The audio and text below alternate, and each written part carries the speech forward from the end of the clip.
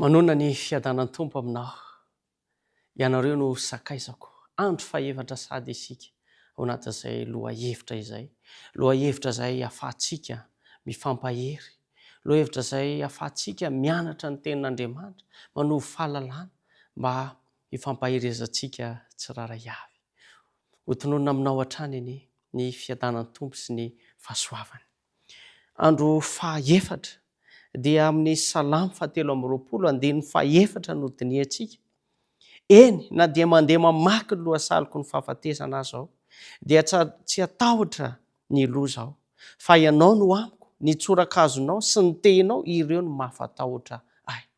Matetika izy io dia itsika tsy anjery, kanefa mila ianarantsika hoe inona ny hevitra izany eo amin'ny fiainako.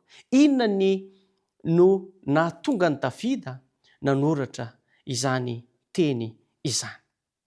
Fa ianao no amiko, o Davida. Ny nanoratany Davida azy ity dia tamin'ny taonjato 10 tany ho any. Izany hoe amin'ny fotoanany loza na zava-manahirana na fahafatesana mihitsy aza dia tsy anantahotra ny ratsy ao, o Davida, tamin'izao fotoana izany. Ka ho aisy ianao ihany koa, na dia misedra fahoriana, na dia misedra misy fahafatesana, olana mamaivay maro samihafa, dia matokia an'Andriamanitra, itokia ny tenin'Andriamanitra, mifandraisa amin'ilay sakaiza tsara indrindra, satria izy dia mamonjy antsika tsiraray avy. Itokio izy fa tsy anatahotra isika, satria eo amintsika mandrakariva izy. Tsy miala eo izy, fa eo izy.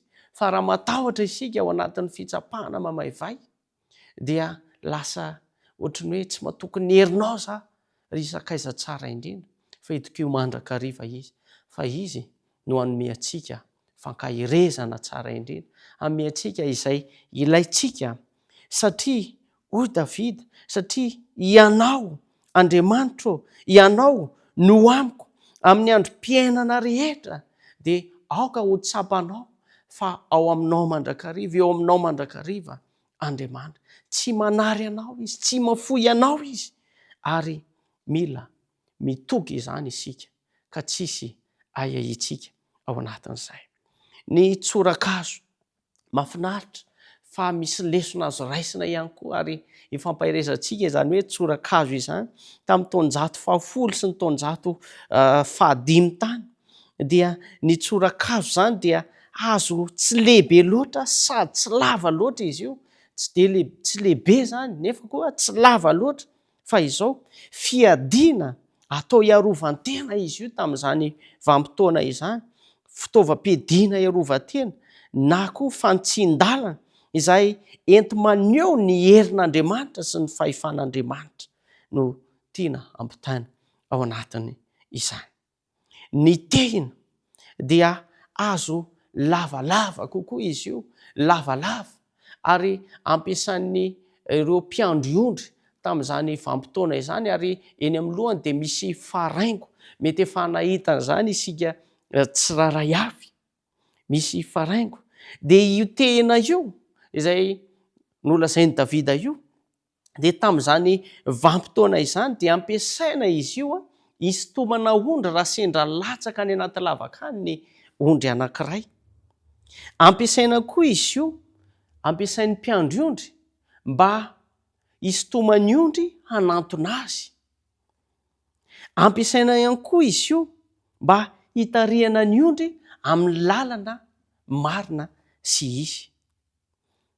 Ary indrindrandrindra amonjena azy raha sendra zava-manahirana ny ondry, dia izay no ampiasaina an'io tena io. Manana mpiandry tsara isika, sakaiza tsara, meteza ho sakaizan'i Jesosy Kristy, ary rehefa sakaizana isika tsy avelany andeha any amin'ny lalan-diso, fa hitsy ny amin'ny alalan'ilay teny. Raha tady ho very isika ka matoky azy, mino azy, matoky ny teniny, misedra olana maro samihafa ka matoky azy, mandray Jesosy Kristy ho tompo sy mpamonjy ny tenantsika, mandray Jesosy ho tena sakaizantsika mifandray tsy tapaka aminy, ka raha tady andeha amin'ny lalan'ny fahaverezana isika dia ainy ny manintsy atsika ka hitarika atsika amin'ny lala marina izy. Ny tsorakazo sy ny tena dia manome antoka atsika raha lasana bavy malala ny amin'ny fitiavan'Andriamanitra antsika tsiraray avy. Io tsorakazo sy ilay tena io zany dia pirofo fa manome antoka atsika ilay sakaiza tsara indrindra, ilay mpiandry tsara fa tia antsika izy. Ianao io tian'Andriamanitra, ianao tian Jesosy Kristy, ianao ary tiany ovavonjy ianao fa ny fepetra dia matokia azy ankatoavy izay lazainy teny. Ary izany tsorakazo sy teny izany dia manome antoka lehibe ny amin'ny fitiavan'Andriamanitra antsika sy ny fitarihany antsika ary mandritry ny androm-piainantsika rehetra izany fitiavan'Andriamanitra izany. Ombantsika tsiray avy any Tompo ary ampahery antsika izany teny izany. Amen. Andehantsika hiaraka hivavaka isika. Andriamanitra, misaotra noho ny teninao izay nampahery anay tsiraray avy. Ankehitriny mamindrafo mamelany elokay tamin'ny lasanay rehetra. Mety ny salasala tamin'ny herinao izahay dia ifonanay aminao izany. Fa ankehitriny dia tsapanay fa tena tianay ianao ary tena mahery ianao. Andriamanitra, aseho eo amin'ny fiainanay isan'andro izany fahatsaranao sy herinao izany ary izany fitiavanao izany ihany koa. Da io ny tokantrano tsiraray avy izay mandre izao teny izao, ianao anie hikasika amin'ny fony tsiraray avy ka mipitoetra ny teny rehetra izay voalaza teto ao amin'ny pony tsiraray avy.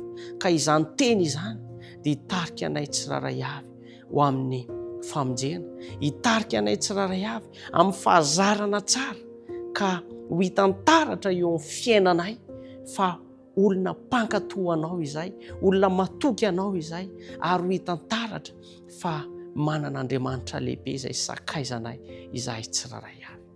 Amin'ny anaranao Jesosy Kristy no hanonona sy angatana ny vavaka. Amen.